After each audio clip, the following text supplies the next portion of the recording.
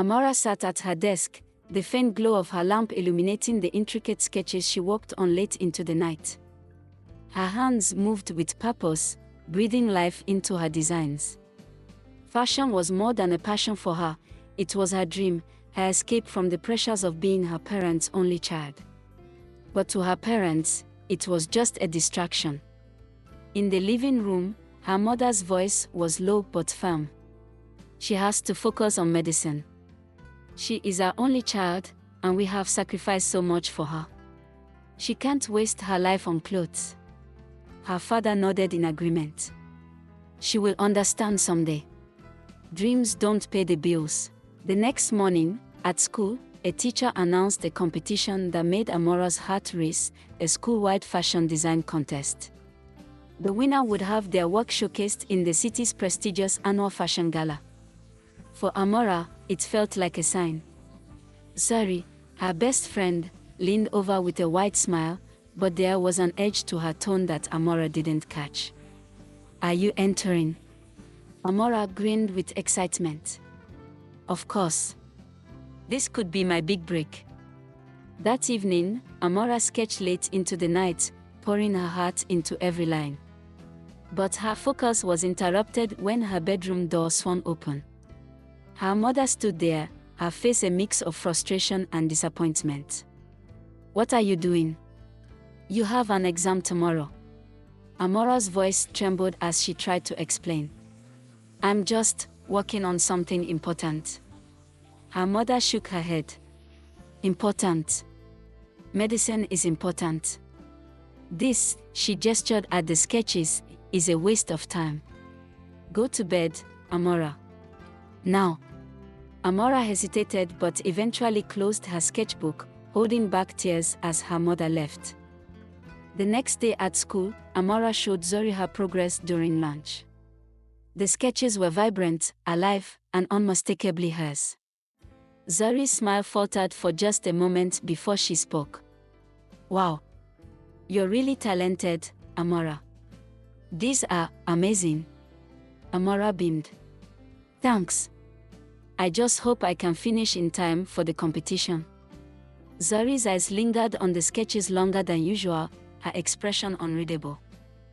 At home that evening, Amara returned from school to find her parents waiting for her. On the coffee table lay her sketchbook, open for them to see.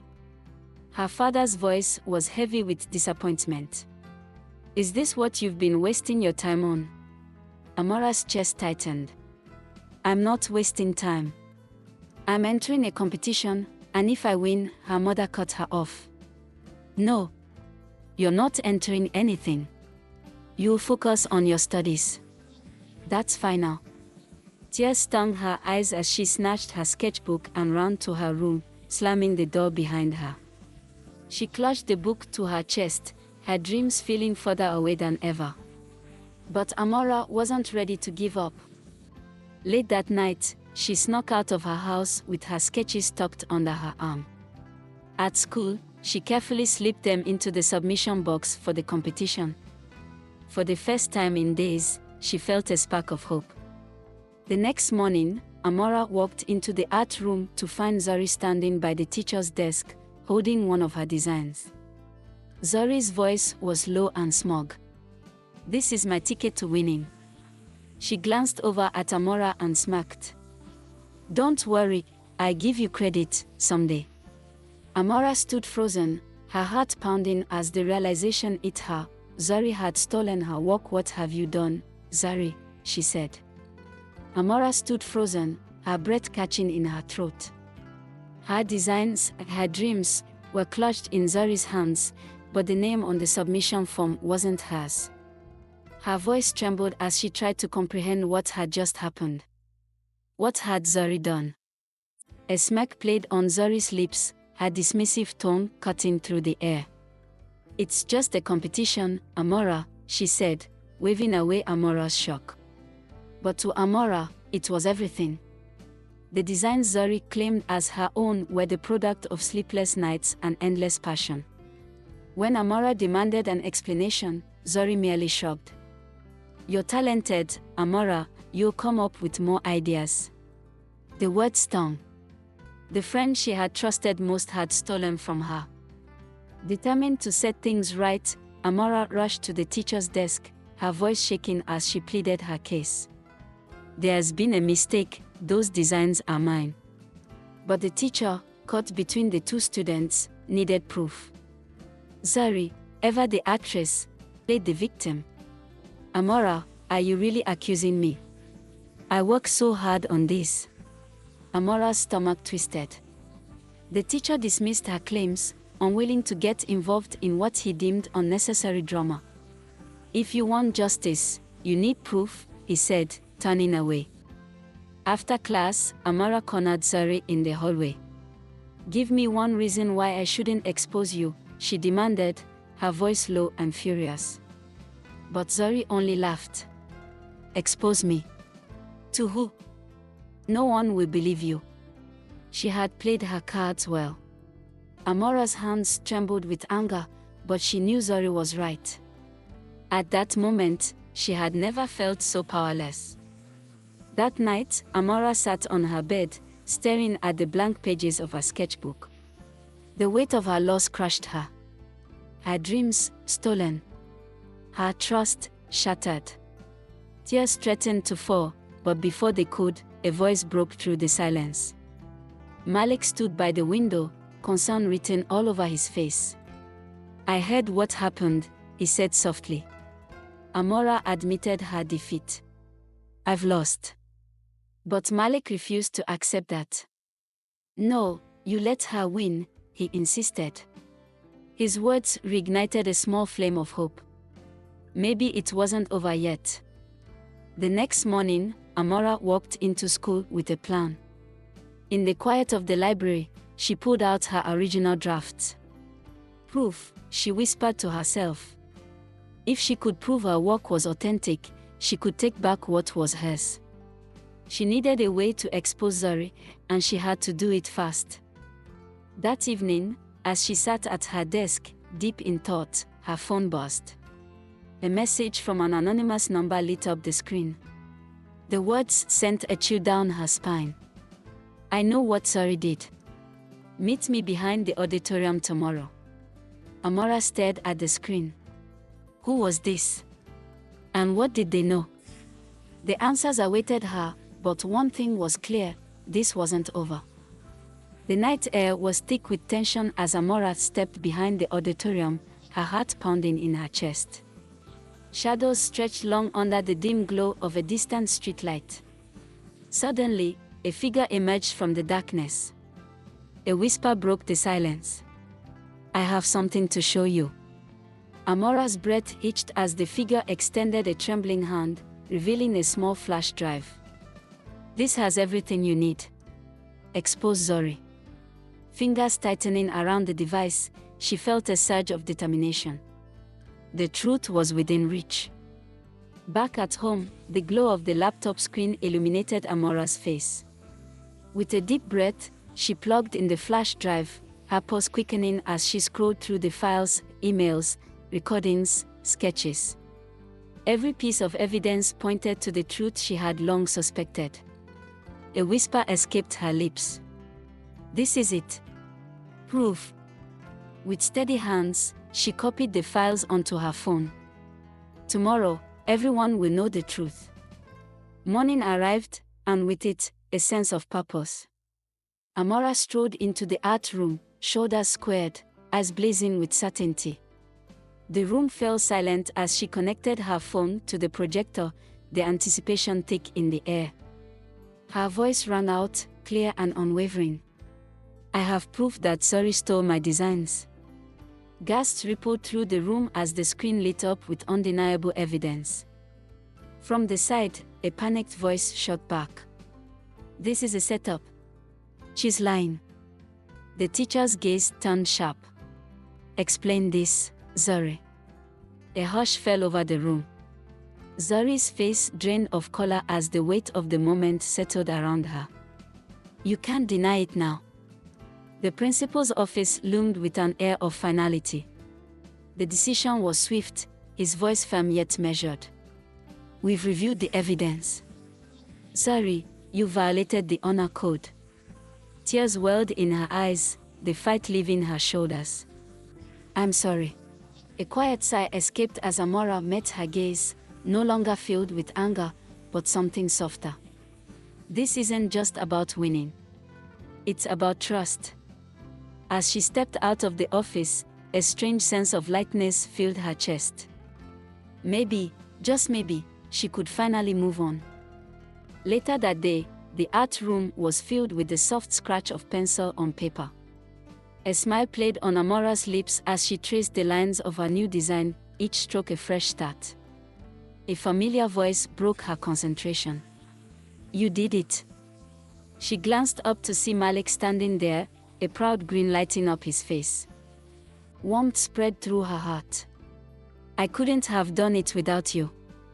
As she looked back at her sketches, a new sense of determination settled within her. This was just the beginning. The bond between them grew effortlessly, like the warmth of the sun after a storm. Laughter filled the art room as stories were exchanged, encouragement flowing between them like an unspoken promise. What began as simple conversations had evolved into something natural, something real. You always know how to cheer me up, Malik, Amara said, smiling playfully. Malik grinned. That's what friends are for.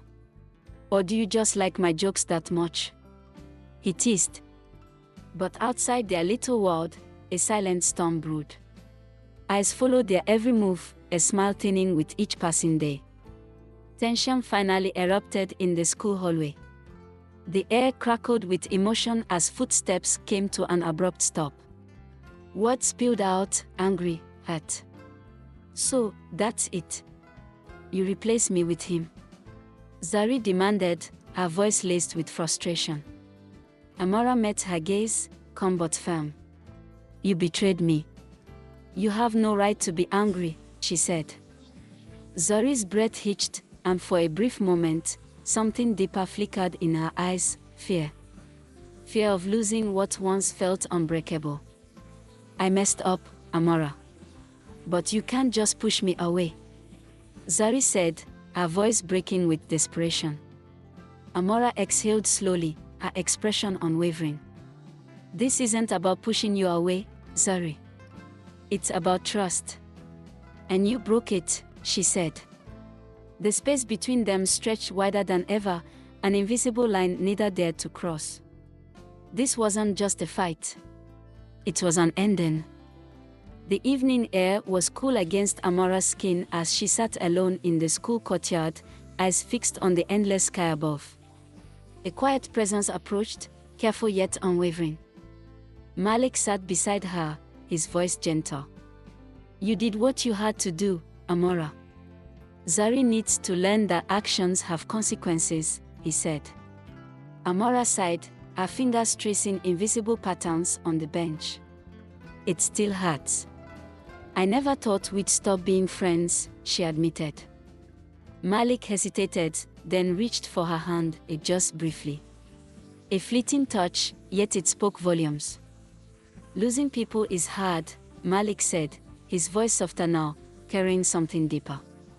But real friendships don't survive on lies. Amara looked up, searching his face. There was something steady about him, something that made her feel safe. The hallways felt emptier now. The familiar presence that once walked beside Amara was gone. No laughter, no whispered secrets, only distance. Silent glances from afar, longing yet hesitant. For the first time in years, they were strangers. Zari stood alone, her arms crossed tightly over her chest as she watched from afar. I wish I could take it all back, she whispered to herself, regret heavy in her voice. But some choices could never be undone. The weight of the past slowly faded, replaced by the light of new possibilities. The future stretched ahead, uncertain yet filled with promise. Amara turned to Malik, determination in her voice. Let's make the most of our time here, she said. Malik smiled, something unreadable in his gaze. Absolutely. We've got this, he said. And as they walked side by side, something lingered in the air, a feeling that their story was only just beginning. The house was quiet. The only sound was the faint ticking of the clock as Amara sat at the dining table, her fingers trembling against the laptop's keyboard.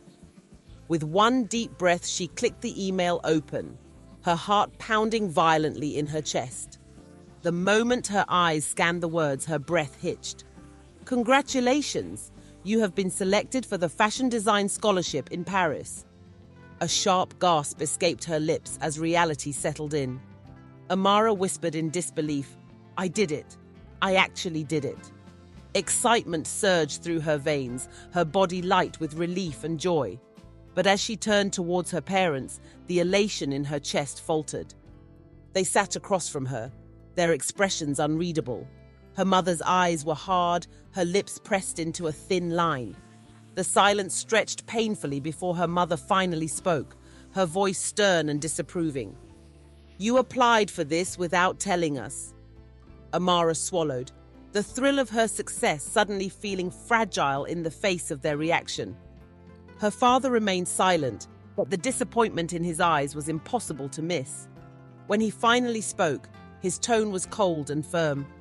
"You are not going anywhere, Amara." The weight of those words crushed down on her. Her dream had just come true, but her battle had only begun. The walls of their home had never felt smaller as voices clashed in the air, filling the space with tension so thick it was suffocating. Amara stood her ground, her fists clenched at her sides, her entire body trembling with emotion as her father's words cut through the air. His voice was firm and unyielding. "You will study medicine just as we planned." A painful lump rose in her throat, but she fought against it, desperation lacing every word as she pleaded, "But this is my dream, Papa. I've worked so hard for this." Her mother let out a weary sigh, rubbing her temples as if exhausted by the argument already. When she finally spoke, her voice was softer, but carried a finality that sent a cold chill through Amara's veins. "Dreams don't pay the bills, Amara. A doctor's career will secure your future." The ache in Amara's chest deepened. They didn't understand. They never had. That night, the stars blinked above as Amara sat on a park bench, her arms wrapped around herself, the weight of the argument pressing down on her. She stared up at the sky, blinking back tears, her thoughts tangled in frustration and helplessness. She didn't hear the footsteps approaching until Malik's voice broke through the stillness beside her, gentle and concerned. "Amara, what's wrong?" She hesitated, her lips quivering before she let the words spill out. The scholarship, her parents, their rejection. Each confession felt heavier than the last. With a defeated sigh, she whispered, "They won't let me go, Malik. They want me to be a doctor, but that's not my dream." Malik's gaze held steady, unwavering as he spoke with quiet encouragement. "Then fight for it. This is your life, Amara, not theirs." His words settled into her heart like an ember, flickering with the first trace of hope she had felt all day. The next morning, golden sunlight streamed through the window as Amara sat in the living room, her mind far away, lost in thoughts of what could be. She barely noticed when her mother entered the room and took a seat beside her. Her mother's voice was softer this time, filled with something more fragile. "Amara, I know you think we're being unfair, but we're only trying to protect you." Amara turned her gaze toward her, exhaustion thick in her voice. "By stopping me from being happy?" Her mother reached for her hand, her touch warm but trembling slightly. The weight of a mother's fear was heavy in her next words, spoken in a whisper, laced with emotion. "Life is hard, my child. I just don't want you to struggle." Tears welled up in Amara's eyes as she stared at the woman who had raised her. She understood her mother's fears, but she also knew something with absolute certainty. This was her dream, and she couldn't let it slip away. That night, Amara stood in front of her mirror staring at her own reflection. But for the first time, she didn't see just a daughter trapped by expectations. She saw a young woman who had a choice, With a determined whisper to herself, she said, "I have to do this. For me." She wiped away her tears, lifting her chin slightly. This wasn't just about passion anymore. This was about fighting for her own future. And no matter what it took, she would find a way. The sun had just begun to set when Amara sat alone in her room, the acceptance letter clutched tightly in her hands. The words on the page were a promise of everything she had dreamed of. Yet the weight of her parents' disapproval pressed against her like a heavy chain. If she stayed, she would be surrendering everything she had worked for. But if she left, she would be defying the people she loved most. A quiet breath escaped her lips as she whispered to herself, determined, "I can't give up now. I've come too far." Her hands trembled as she packed a small bag, her heart pounding in her chest. Each folded piece of clothing was another step toward freedom, toward the life she wanted. As she reached for the front door, her mother's voice stopped her in her tracks, soft but heavy with emotion.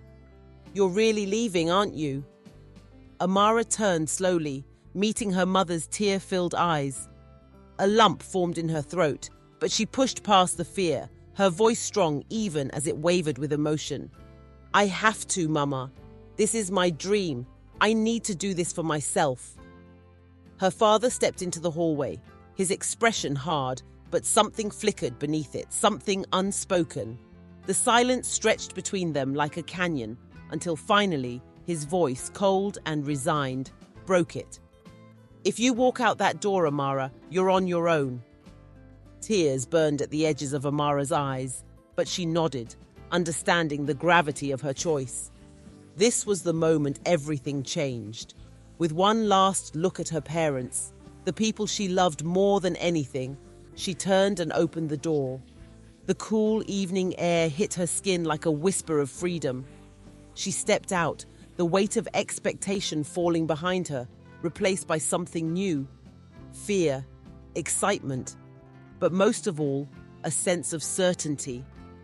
As the door closed behind her, Amara felt the rush of emotions flood through her. There would be struggles ahead. There would be pain. But for the first time in her life, the path before her was one she had chosen for herself. As the first light of dawn crept through the windows, Amara stood at the airport, her bag slung over her shoulder. She took a deep breath, the air filled with the promise of a new beginning.